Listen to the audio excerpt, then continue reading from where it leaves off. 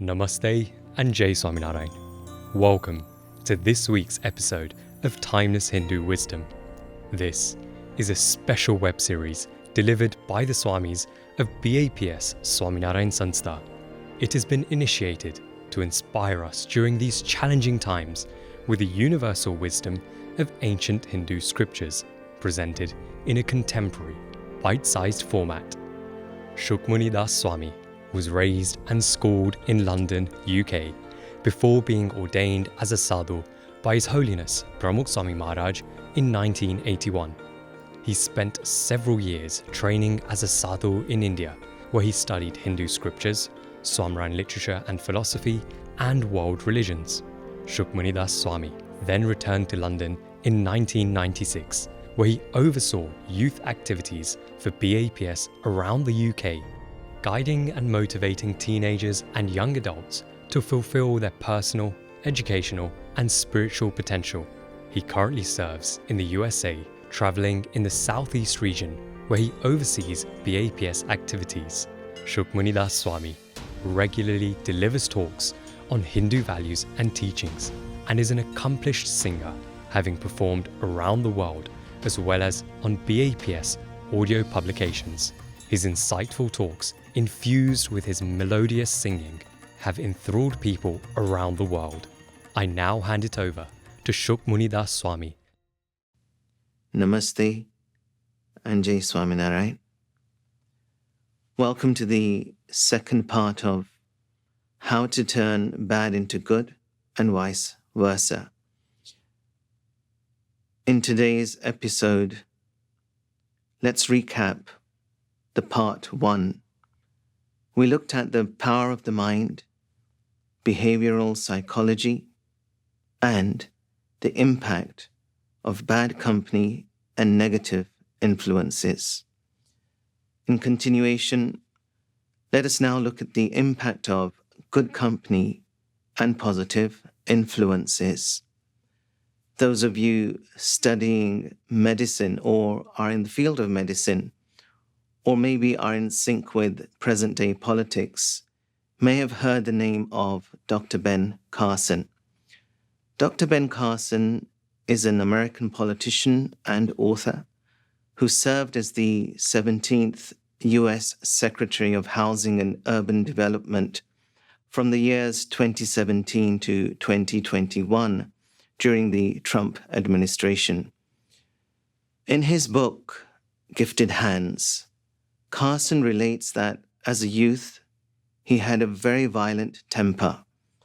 And he says, as a teenager, I would go after people with rocks and bricks and baseball bats and hammers. I once tried to hit my mother on the head with a hammer. It was a small clothing dispute. When I was in the 9th grade, I tried to stab a friend and a classmate of mine who had deliberately changed the radio station. Fortunately, the blade broke in my friend's belt buckle. After this incident, his mother personally took up educating him and his brother, along with doing 2 to 3 jobs around the clock to meet their family needs, because she had divorced when Carson was only 8 years old. She would take them to the library and get them to read and write book reports on 2 library books per week. She would also limit their time watching television. And as a result, both Carson and his brother improved, and Carson's angry nature vanished. He became more mature, he became more responsible. And in the midst of all these hardships and poverty and racial abuse and much more through his education years, Carson was continuously inspired and motivated by his mother. She would always tell him to keep his head up and always keep going forward. Eventually, in 1984, Ben Carson became the director of pediatric neurosurgery at the Johns Hopkins Children's Center, and that was at a mere age of 33. He was the youngest chief of pediatric neurosurgery in the United States ever. There onwards, Carson went on to perform the first reported separation of the twins, conjoined twins, who were joined at the back of the head. He wrote over 100 neurosurgical publications and was given more than 60 honorary degrees of the PhD level, what they call the honorary doctorate degrees. In 2008, Carson was bestowed with the Presidential Medal of Freedom. Now, this is the highest civilian award in the United States that anybody can be given. When Carson retired from medicine in 2013 and embarked on a very passionate journey in politics, he was professor of neurosurgery, oncology, plastic surgery, and pediatrics at the Johns Hopkins School of Medicine. Even today, Carson is highly considered a pioneer in the field of neurosurgery. Absolutely remarkable achievements for someone who was very notorious and violent as a schoolboy, right? Makes us think. So how did he make it to the top? Whilst addressing the mammoth audience at the inauguration of his book, Gifted Hands, which was in the presence of President George Bush, Carson humbly revealed his success by saying, "I am standing on this stage today, not because of my talent or ability, not because of my achievements or accolades, but merely because of my mother. It is she who made me who I am. But the strangest fact in all my success is that even today, my mother cannot read." There was dead silence in the audience. Carson fell into tears. He lovingly invited his mother onto the stage, and the audience gave Carson and his mother a rapturous standing ovation. Not one eye did not shed a tear.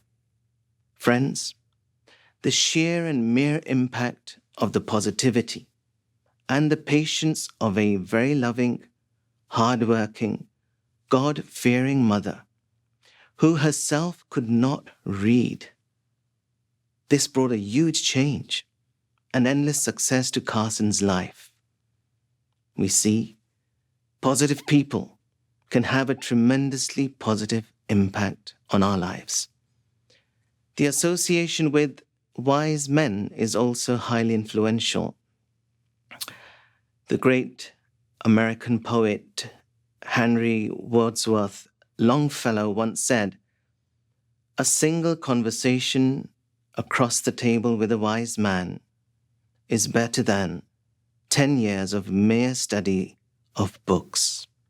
It's an interesting and a very, I would say, 100% true sentiment. Wise men who are well experienced, they are deeply understanding and very well-meaning, and their simple lives themselves, simple words, have an amazing impact on people. Similarly, even pious people, they can transmit immense energy of their own piety to others. I'd like to share with you an amazing story of Birju Patel.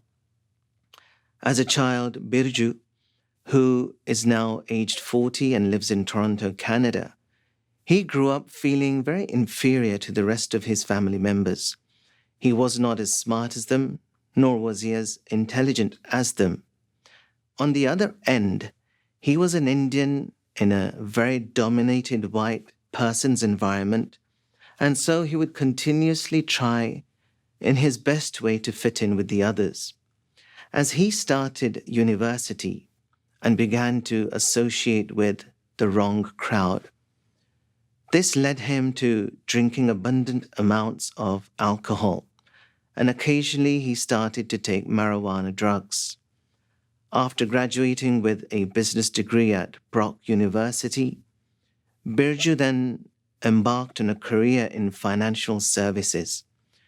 Initially, he started to earn $100,000 a year, and within 5 years, he started to earn between $350,000 to $500,000 a year. Now, he had put in extensive hours of work behind earning such money. But what I'd like you to understand is at what cost. Birju, he bought a business whilst he was continuing his job, and this required him to work 100 hours a week. To manage this workload, Birju became addicted to cocaine. Now he became like a zombie. He had no life left.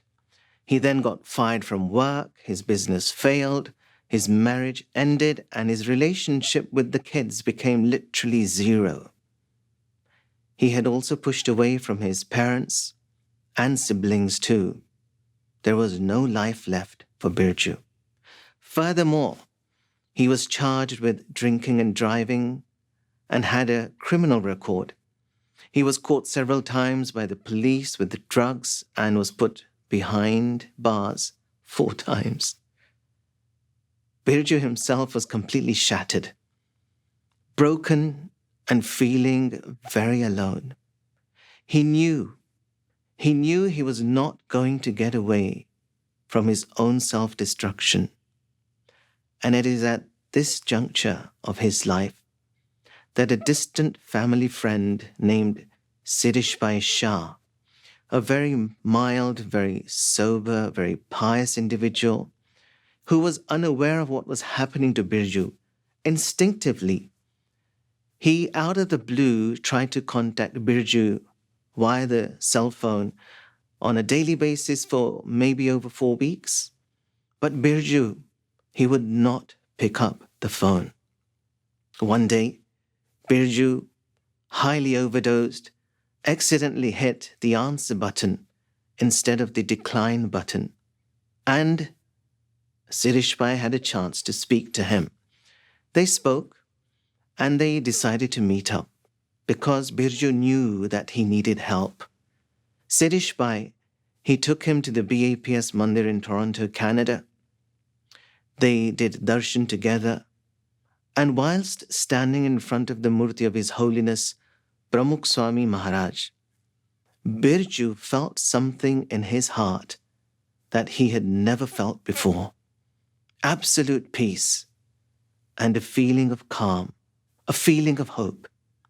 This made him very, very emotional.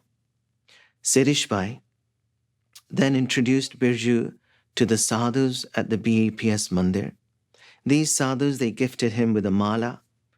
They gave him a book that was depicting the great virtues of Pramukh Sai Maharaj, titled Eternal Virtues. They also gave him a murti. And these sadhus there onwards, they gave him so much confidence and hope, and they also offered daily prayers. On the other side, Sirishbhai himself, he would continuously encourage Birju that, Birju, you can change.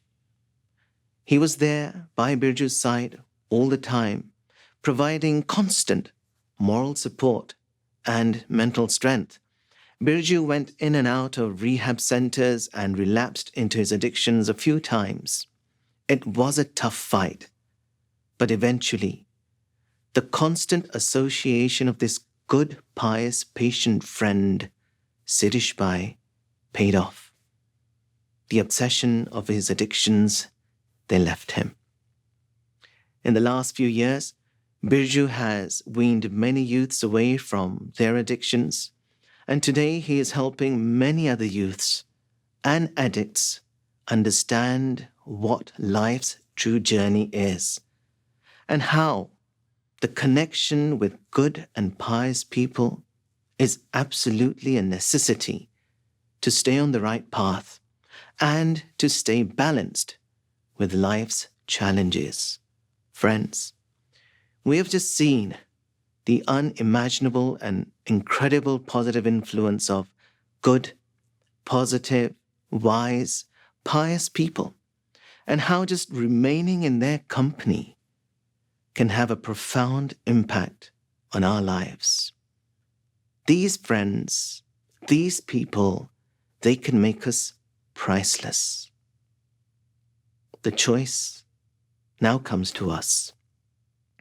Through the handful of experiences that we have shared during the 2 episodes on the impact of good company, on the impact of bad company, on the impact of positive influences, and the impact of negative influences, we now know that it is our thoughts that pass through our mind, though they are very, very subtle and invisible.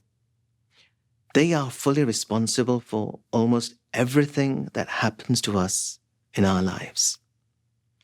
Bhagavan Sri Swaminarayan explains in the Vachanamritam, which is the principal scripture of the Swaminarayan Sampradaya, he explains that if we keep the contact of bad people, then the bad that resides within us will surface to its top.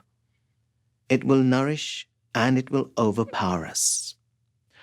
On the contrary, Bhagavan Swaminarayan says, if we keep the company of good and pious people, then the good within us will surface to the top. It will nourish us with good thoughts, good actions, and good deeds. These words are worth pondering over very deeply. In short, he is saying, we become what we are, and we do what we do because of the people, because of the environment we associate with, and the relationships we keep with them. So what do we do? Now let's take some time to think about our own situation very, very deeply and very carefully. Jim Rohn, the American author and motivational speaker, he has said that you are the average of the 5 people you spend the most time with. So, asking ourselves, do we really know who we're spending most of our time with? There are some questions that will help us find out. Question number 1. Do our friends positively strengthen our thinking and our thought pattern? You must have come across hearing very often through your teachers or professors or the elders in the family that birds of a feather flock together. Now, this is a well-known and often used adage, which means that individuals become friends or they group together because they're quite alike in certain ways. We may have similar hobbies or similar interests. We may support the same team or share the same opinions and habits of life. We may have the same dislikes or the same likes. In this way, we click together. But ask ourselves, do our friends constantly provide positive, righteous, meaningful, and encouraging words and thoughts?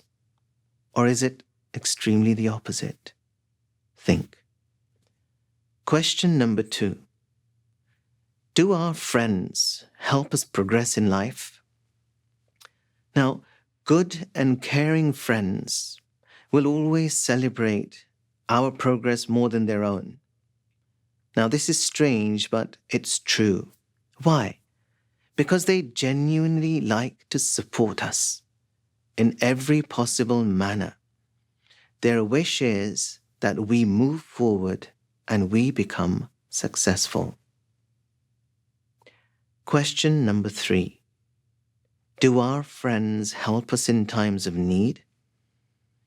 It is said that if we share our happiness with our true friends, that happiness gets multiplied many times over. Similarly, if we share our problems and difficulties with our true friends, then these challenges, they get divided. Thereby, they reduce our worry and the burden that's on our shoulder. Now, suppose you are facing a difficult health issue. Just by telling your friends, rest assured that they will be there by your side. I'm talking about true friends. And it is these true friends who will do their best to bring you comfort and mental strength to fight it out. True friends. Question number 4. Do our friends save us from negativity? There may be various kinds of mental, physical, emotional, and financial situations which are impacting us negatively. For example, a bad relationship with our siblings or with our parents, undesired habits, a lack of confidence, maybe unable to reach our own career goals. We may be insulted, abused, or bullied by others. This all has an impact on our mind. Our true friends, they can shield us from this negative effect. They will give us super confidence. They will give us moral support in any which way that we can overcome these hurdles. Question number 5. Do our friends unconditionally love and care for us? Now, we all have friends. These are friends which we are talking about who are genuinely and lovingly keeping in their minds our every smallest need, our choices, our tastes, and they will try to fulfill these in a very nice way. For example, if your friend knows that you like pizzas, it's a common food that many of you like. That's why I did not mention any vegetarian dishes that are of Indian origin. But pizzas are mostly liked by everyone. Now say your friend knows that you like pizzas, and his mother has made pizzas for dinner that evening. A true friend will lovingly invite you to dinner at his house. And that too, he would find so much pleasure to host you. And so would the mother and the rest of the family. True friends truly share this unique bond with us. And it's a bond of oneness. It's a bond of being very, very loving and utterly selfless. Question number 6. Do our friends give us their honest opinions? Now, genuine friends are there not just to pamper us or just to shower their love and affection on us. They will also give their honest opinion and advice. They want us to improve, they want our performance to be correct, and they want us to progress. They will correct us, they will share their opinion wherever we may have gone wrong or done wrong without any hesitation. And they won't have a hidden interest or any bias or prejudice behind this. Think of true friends. Question number 7. Do our friends ensure complete trust, loyalty, and confidentiality? True friends will never break a promise. They will never share our secrets to anybody, nor will they talk behind our back. These are true friends. And that is why we don't need to hide something bad or something embarrassing from them. We don't need to hide anything that we've done which we may be ashamed of from these people. In short, we can confide in these friends without having any worry, any shame, any hesitation. Question number 8. Do our friends help us improve our personality. Suppose a friend comes across an advertisement for improving oratory skills or for a graphic design skills workshop. He will undoubtedly share it with you, as he knows that you, one, have interest, and secondly, you will benefit, and thirdly, most important, that these things, these skills, will enhance your personality. So, over the last 8 questions, we have asked ourselves to check out our choice of friends. You must have realized that you may need to make some changes. Don't be alarmed, don't be scared, but go ahead and make the changes you need to make in life. Remember, it is all for yourself. Ponder over the words of Cervantes, the famous Spanish playwright and poet.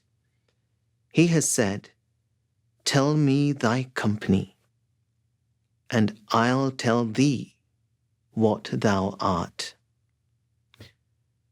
He's telling us that this world will always assess your character and your personality indirectly by identifying your friends and assessing their likings and inclinations. That is what we need to be very mindful of. So go ahead and make the changes you need to make for your betterment. Friends, in conclusion, the golden question is, do you want to keep bad company and remain in negative influences, inviting suffering, misery, and unhappiness upon yourself? Or do you want to do yourself a great favor by keeping good company and remaining in positive influences to experience development, progress, and happiness in its true sense? Dr. Carl Jung, the great Swiss psychiatrist and psychoanalyst, has beautifully summed it up saying, "I am not what happened to me. I am what I choose to become." Once again, I am not what happened to me. I am what I choose to become. Friends, the future is yours. The choice is yours to turn bad into good and vice versa. Jai Swaminarayan.